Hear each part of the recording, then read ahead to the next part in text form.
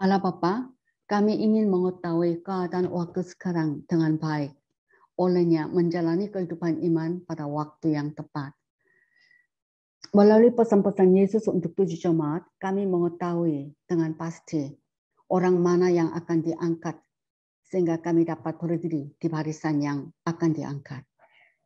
Keinginan kami yang sebenarnya adalah untuk menyongsong Tuhan di udara dengan luput dari tribulasi yang akan datang. Terima kasih Bapa. Berkati pembahasan firman pagi ini. Dalam nama Yesus kami berdoa. Amin. Kita akan baca kitab Wahyu pasal 3 ayat 1 sampai 6. Wahyu pasal 3 ayat 1 sampai 6. Jemaat Sardis. Dan tuliskanlah kepada malaikat jemaat di Sardis. Inilah firman Dia yang memiliki ketujuh roh Allah dan ketujuh bintang itu. Aku tahu segala pekerjaanmu. Engkau dikatakan hidup, padahal engkau mati. Bangunlah dan kuatkanlah apa yang masih tinggal, yang sudah hampir mati. Sebab tidak satu pun dari pekerjaanmu aku dapati sempurna di hadapan Allahku. Karena itu ingatlah, bagaimana engkau telah menerima dan mendengarnya. Turutilah itu dan bertobatlah. Karena jikalau engkau tidak berjaga-jaga, aku akan datang seperti pencuri, dan engkau tidak tahu pada waktu manakah aku tiba-tiba datang kepadamu. Tetapi di Sardis ada beberapa orang yang tidak mencemarkan pakaiannya. Mereka akan berjalan dengan aku dalam pakaian putih, karena mereka adalah layak untuk itu. Barang siapa menang, ia akan dikenakan pakaian putih yang demikian. Aku tidak akan menghapus namanya dari kitab kehidupan, melainkan aku akan mengaku namanya di hadapan Bapa-Ku dan di hadapan para malaikatnya. Siapa bertelinga, hendaklah ia mendengarkan apa yang dikatakan Roh kepada jemaat-jemaat. Ayat 1. Dan tuliskanlah kepada malaikat jemaat di Sardis. Inilah firman Dia yang memiliki ketujuh roh Allah dan ketujuh bintang itu. Aku tahu segala pekerjaanmu. Engkau dikatakan hidup, padahal engkau mati. Sasaran, dan tuliskanlah kepada malaikat jemaat di Sardis. Sardis, ibu kota kuno kerajaan Lydia yang kaya dan berkuasa, terletak sekitar 30 mil di selatan di Tiatira. Karena kejayaan kota Sardis sebagian besar di masa lalu, maka gereja di Sardis hampir mati dalam roh dan pekerjaan dan mewakili ortodoksi yang mati. Sardis berarti escaping ones, yang melarikan diri atau mereka yang keluar. Nama Sardis bersama dengan teguran Tuhan atas gereja Sardis memberikan gambaran sempurna tentang gereja reformasi. Reformasi Protestan berkembang sebagai hasil dari penekanan terus-menerus oleh gereja Roma pada doktrin-doktrin pagan daripada kepatuhan pada prinsip-prinsip kitab suci. Penekanan dasar dari gereja reformasi pada mulanya adalah semboyan Martin Luther. Tetapi orang benar akan hidup oleh iman. Roma 1 ayat 17. Sikap Tuhan, inilah firman Dia yang memiliki ketujuh roh Allah dan ketujuh bintang itu. Penampakan Yesus di gereja di Sardis adalah 7 bintang dan 7 roh Allah. 7 bintang di sini merujuk pada hamba Tuhan. Dan 7 roh merujuk pada Tuhan yang memulihkan dan memberinya kepenuhan Roh Kudus. Aku tahu segala pekerjaanmu. Engkau dikatakan hidup, padahal engkau mati. Sardis adalah gambaran kematian gereja pada masa reformasi. Orang-orang yang menjadi subjek adalah orang-orang yang luput dari abad ke-8. Mereka sempat lolos dari cengkeraman gereja Katolik Roma, tetapi cahayanya begitu redup. Ada sangat sedikit pengajaran firman. Akibatnya, kegelapan menjadi keadaan hari itu. Dapat dimengerti, bahwa suam-suam kuku dan dingin memang ada. Mereka memiliki nama bahwa mereka hidup dan memiliki cahaya spiritual, tetapi mati terhadap begitu banyak kebenaran. Perlu diingat bahwa gerakan setelah reformasi Luther tidak sepenuhnya religius. Para penguasa politik mendengarkan ajaran Luther karena mereka senang memiliki kesempatan untuk menguasai properti besar yang dimiliki oleh Gereja Katolik Roma. Para penguasa politik ingin menghentikan aliran uang ke Katolik Roma. Petani mendengarkan karena Luther meletakkan Alkitab di tangan mereka dan mereka tidak melihat apapun di halaman Alkitab yang mengatakan bahwa mereka harus terus membayar iuran kepada tuan tanah lama mereka.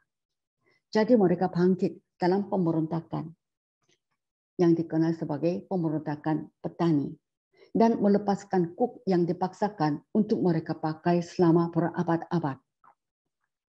Dengan demikian, kita dapat melihat bahwa banyak yang bergabung dengan gerakan Luther untuk keuntungan pribadi daripada alasan rohani. Hal ini menyebabkan reformasi terhambat dengan banyak sistem manusia yang mati, menghasilkan bentuk kesalehan tetapi sedikit kekuatan. Akibatnya, gereja reformasi menjadi gereja negara. Dan juga gereja-gereja reformasi tidak cukup mengubah banyak kebiasaan dan ajaran gereja Roma. Contohnya, baptisan bayi dan percikan juga dilanjutkan, dan ritualisme, termasuk beberapa elemen sakramen dari gereja Roma dilangsungkan. 4 hal yang Tuhan Yesus sebut tentang jemaat Sardis.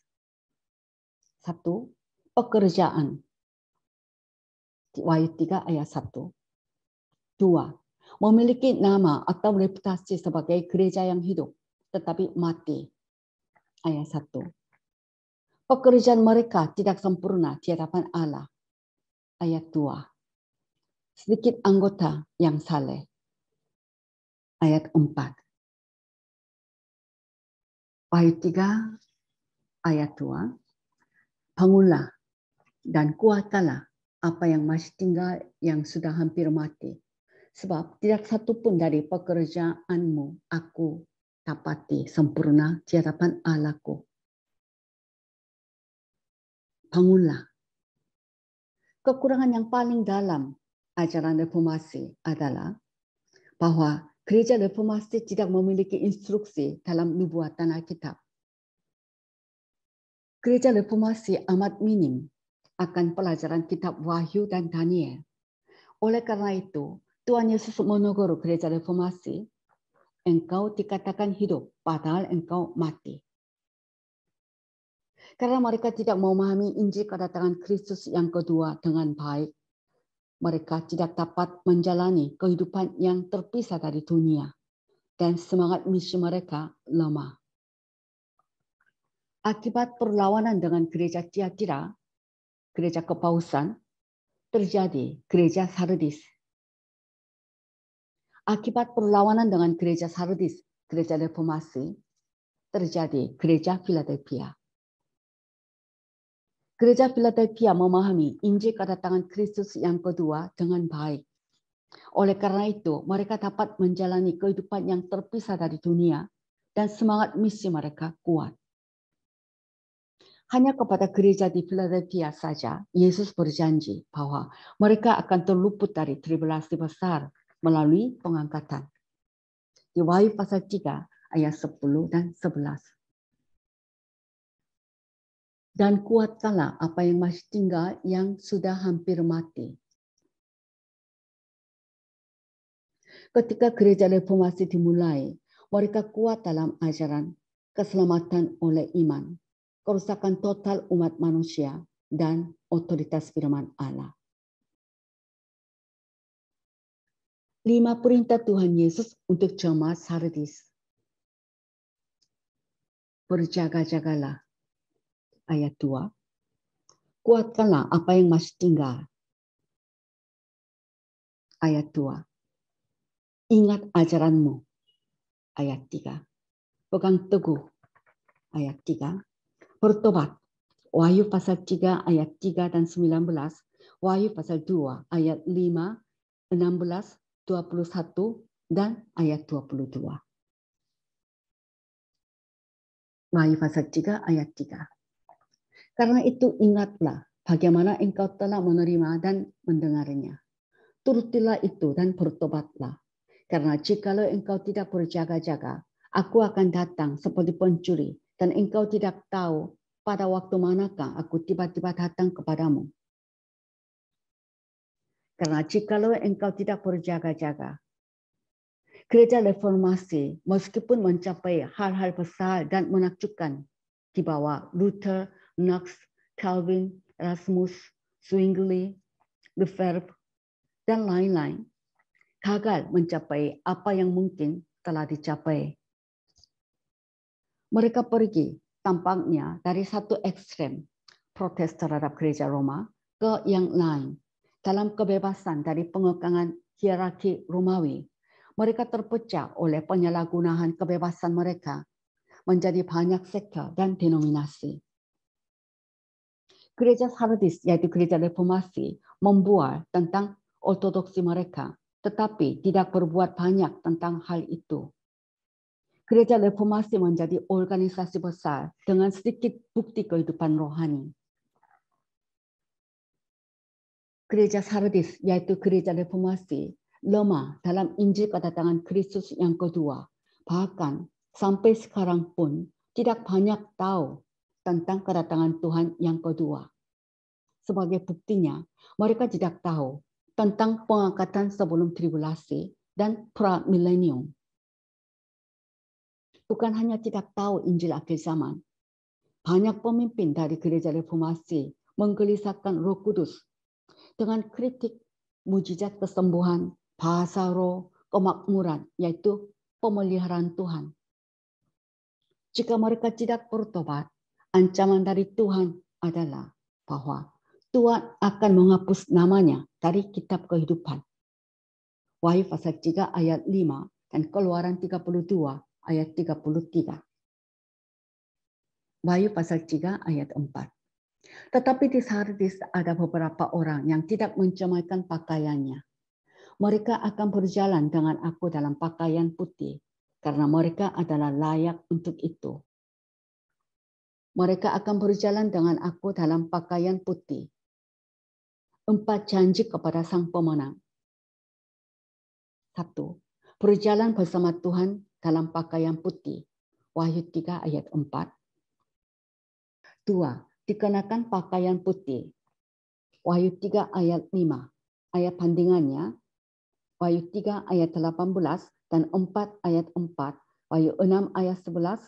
Wahyu 7 ayat 9 dan 13. Wahyu 15 ayat 6. Wahyu 19 ayat 8 dan 14. 3. Tuhan sama sekali tidak akan menghapus namanya dari kitab kehidupan. Wahyu 3 ayat 5.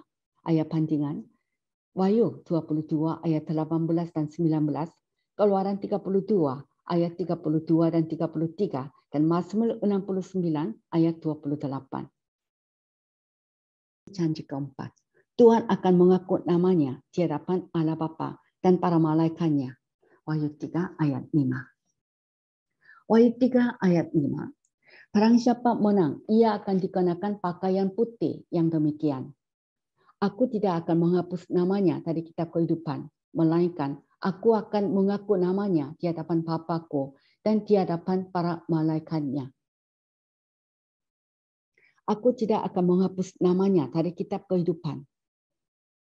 Di sini Kristus berjanji untuk tidak menghapus nama dari kitab kehidupan siapapun yang akan mematuhi 5 perintah Tuhan dari ayat 2 dan 3. Bagaimana jika sebagian orang dari gereja Sardis, yaitu gereja reformasi, tidak mematuhi perintah-perintah Tuhan? Apakah nama mereka tidak akan dihapus? Jika kita mengatakan hal itu tidak mungkin, kita menuduh Tuhan menggunakan ancaman yang sia-sia terhadap umatnya.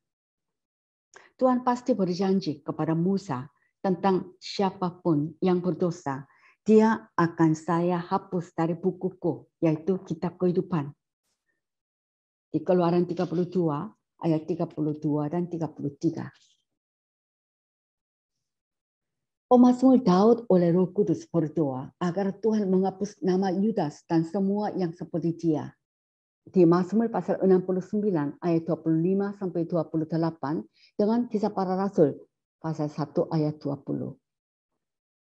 Dalam Wahyu pasal 22 ayat 18 dan 19 dalam Authorized Version, Kristus sekali lagi mengancam bahwa Allah akan menghapus nama orang dari kitab kehidupan jika ia mengambil sesuatu dari kata-kata kitab nubuat ini. Kita akan baca Wahyu pasal 22 ayat 19. Dan jikalau seorang mengurangkan sesuatu dari perkataan-perkataan dari kitab nubuat ini, maka Allah akan mengambil bagiannya dari pohon kehidupan dan dari kota kudus, seperti yang tertulis di dalam kitab ini. Dalam New King James Version, God shall take away his part from the book of life. Allah akan mengambil bagiannya dari kitab kehidupan. Melainkan, aku akan mengaku namanya di hadapan Bapa-Ku dan di hadapan para malaikatnya. Matius pasal 10 ayat 32 dan 33 dan dalam Injil Lukas 12 ayat 8 dan 9. Kita mau baca Matius 10 ayat 32 dan 33. Setiap orang yang mengakui aku di depan manusia, aku juga akan mengakuinya di depan Bapa-Ku yang di surga.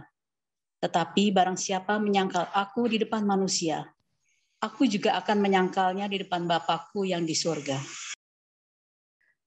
Berdiri diam sementara tidak bersaksi tentang Yesus yang lain adalah seperti menyangkal Yesus di depan orang banyak. Misalnya, meskipun pendeta Eras Sabtono sedang mengkhotbahkan Yesus yang lain, Injil yang lain, banyak pendeta mencueki hal itu. Wahyu 3 ayat 6. Siapa bertelinga, hendaklah ia mendengarkan apa yang dikatakan Roh kepada jemaat-jemaat. Sekarang kita akan bahas aplikasi nubuat tentang jemaat di Sardis. Gereja Sardis mengacu pada periode antara tahun 1517 dan 1750 dalam sejarah gereja. Kata Sardis berarti mereka yang melarikan diri. Ini adalah orang-orang yang telah lolos dari zaman kegelapan gereja Katolik. Contoh tipikal adalah Martin Luther, seorang reformator terkenal sebagai imam gereja Katolik. Pada tahun 1517 Masehi, ia memprakarsai reformasi.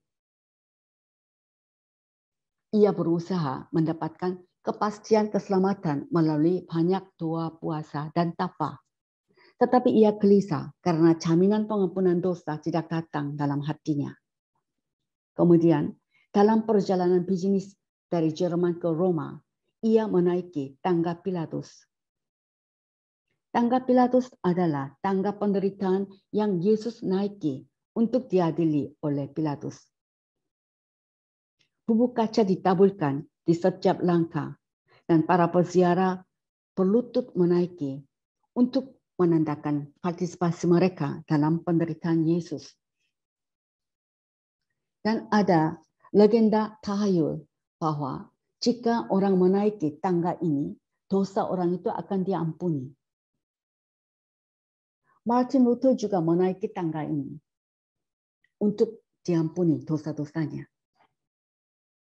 Namun di tengah tangga, Luther menerima wahyu yang jelas dari Tuhan.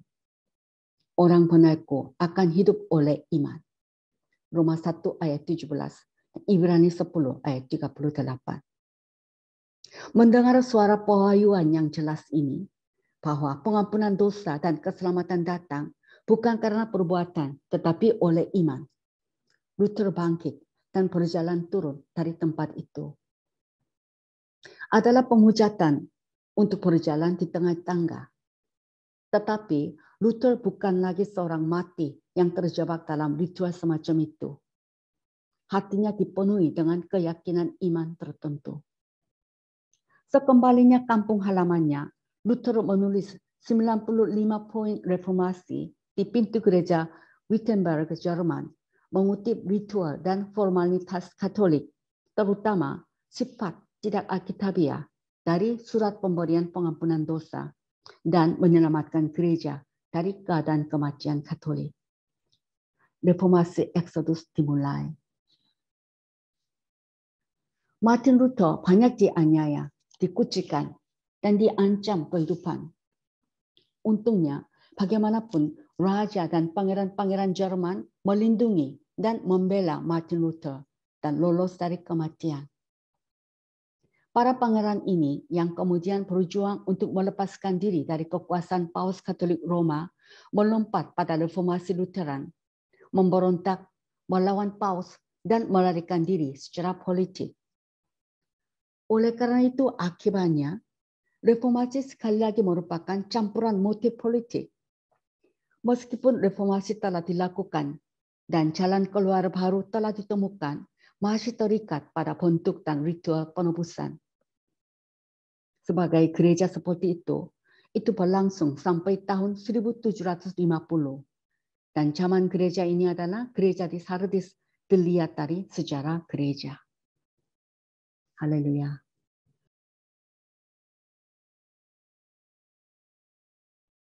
Allah Bapa, kami ingat Tuhan Yesus sendiri berfirman bahwa gereja Tiatira adalah gereja kepausan dan akan dilemparkan ke dalam masa tribulasi. Dan hanya sisa yang setia akan diberi kuasa untuk memerintah dalam kerajaan 1000 tahun bersama Tuhan Yesus. Jemaat Sardis, yaitu jemaat reformasi, tidak memahami Injil kedatangan Kristus yang kedua dengan baik. Maka tidak menjalani hidup yang terpisah, kehidupan yang terpisah dari dunia, dan semangat misi mereka lemah. Maka Tuhan menyebutnya sebagai gereja yang mati. Allah Bapa, kami mengetahui juga bahwa hanya jemaat Philadelphia, jemaat yang setia, memahami Injil kedatangan Kristus yang kedua dengan baik, dan olehnya menjalani kehidupan yang terpisah dari dunia dan memiliki semangat misi yang kuat. Dan Tuhan Yesus tidak mengatakan satu kata pun kepada mereka untuk bertobat, tetapi diberi janji pengangkatan dengan luput dari masa tribulasi.